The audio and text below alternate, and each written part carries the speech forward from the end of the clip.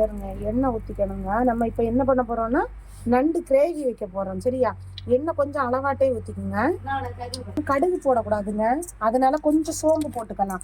சோம்புன்னா என்னன்னு இந்த ஊரில் தெரியாது. நம்ம என்ன செய்யணும், பெருஞ்சீரகம் அது மட்டும் 2 ஆட் பண்ணிக்கோங்க. 2 கருவேப்பிலை போட்டுக்கலாம்.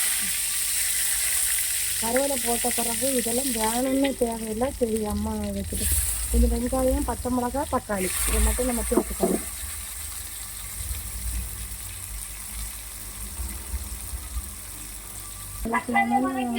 வணக்கி வச்சுக்கலாம். வணக்கிக்கலாம். ஓகே, போட்டுக்கலாங்க.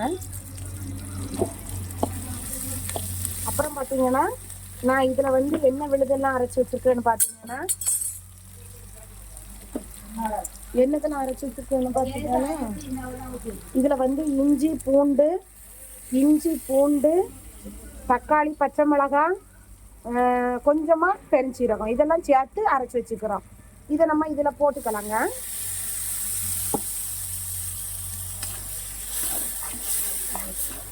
இப்போ நம்ம என்ன செய்ய போகிறோம்னா கொஞ்சம் நல்லா வேகட்டும்.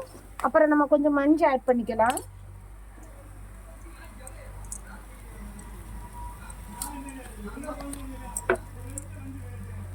ஒவ்வொரு ஆளும் ஒவ்வொரு டிசைனில் வைப்பாங்க.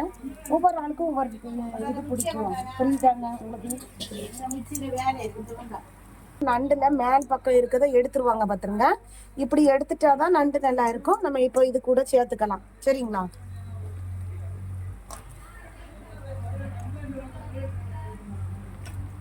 இது நேற்றுக்கு நான் சந்தைக்கு போனேன் இல்லைங்க, 100 ரூபா தான் பார்த்துருங்க நண்டு.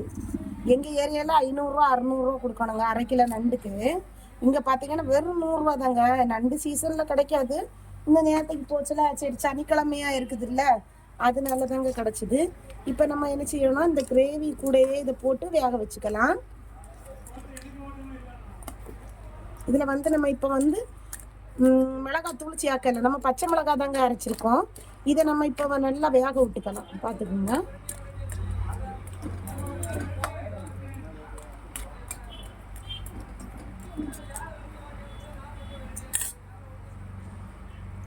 மசாலா சேர்த்துக்கலாம். லைட்டாக மட்டுங்க நான் போட்டிருக்கேன், பெருஞ்சீரகம் போட்டிருக்கனால லைட்டாக மட்டும் சேர்த்துக்குங்க.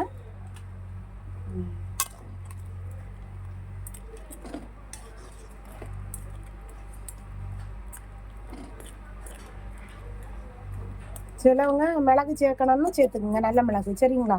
நான் இப்போ மிளகாத்தூள் சேர்க்க போகிறேன். பார்த்தீங்கன்னா ஒரு ஸ்பூன். ஏன்னா நம்ம இதில் பச்சை மிளகாய் சேர்த்துருக்கோமா, அதனால கொஞ்சமாக சேர்த்துக்குங்க. ஏன்னா பிள்ளைங்க காரம்லாம் சாப்பிடாது, அதனால கொஞ்சமாக சேர்த்துக்குங்க.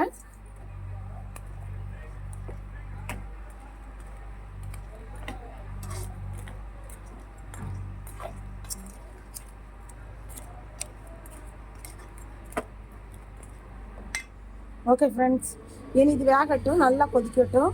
இப்போ வந்து கொஞ்சம் தேங்காய் மட்டும் ஆட் பண்ணியிருக்கேன். இதை மட்டும் ஊற்றலாம். ஊற்றி கரைக்கும்.